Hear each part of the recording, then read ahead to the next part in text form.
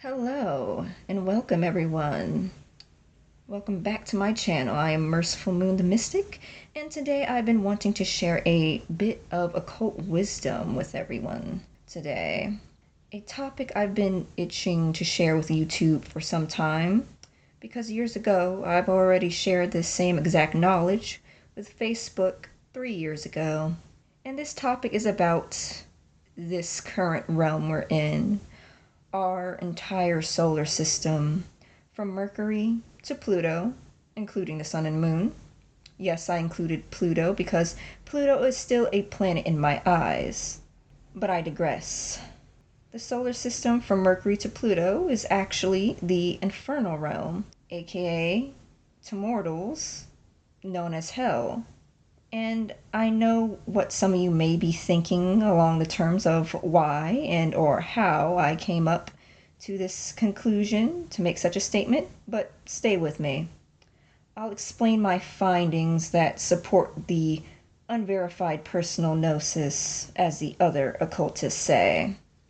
But in all retrospect, isn't all spiritual occult wisdom available today just a byproduct of someone else's unverified personal gnosis? Just some more popular and mainstream than others? Okay, right? And let's begin. Alright, let's start with why and how I came to this conclusion. Well, this little light bulb moment happened when I was ruminating on a certain story called Dante's Inferno, particularly Dante's journey through all the circles of hell, and why there are only 9 circles, 9 being the key number here, and especially the last and final circle being cold and desolate as it's described in the text. Not to mention Dante describing them as circles, aka spheres, in the first place. I know most normal people wouldn't stop to think of the why and how Dante Alighieri decided to go with the number 9 for the levels of hell, or bother to ask why did he as an author decide to make the final circle an icy wasteland when hell in most mainstream media is always depicted as fire and brimstone all around. And in artistic depictions, the circles appear to be in Earth, and as we all know, the deeper you go into Earth, she has a fiery core full of magma. It doesn't make sense if you're only looking at Earth and not the wider picture.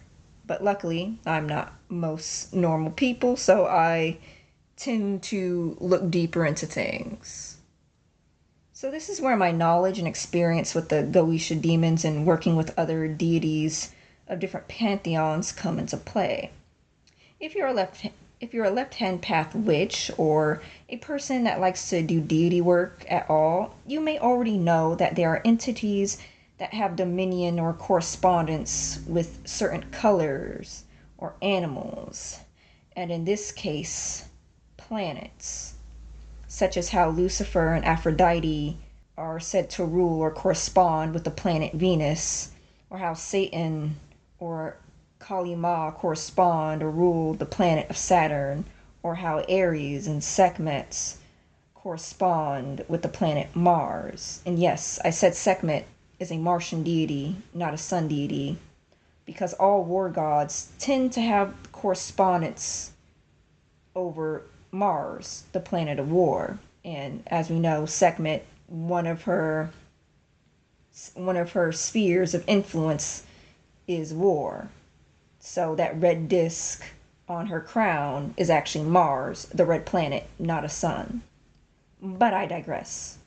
With knowing and working with deities that hold dominion over a planet, I had to ask myself again, why? Why this particular planet if these were supposed to be earthly entities? And that is because from Mercury to Pluto, the 9 planets, and breaking down the word planet to the word plane, is meant to be a level of existence or stage of existence. And planets are said to be of a spherical shape. And what is a sphere? Well, it's a 3-dimensional circle, of course. Therefore, all 9 planets, including the sun and moon, are a part of hell itself. For even further proof is in the rusty, not so trusty Bible, particularly 2 Corinthians 4:4, explicitly stating that Satan is the god of this world. But what world is the demiurge referring to? Well, it's not just referring to Earth, because remember, Satan is also said to rule the planet of Saturn.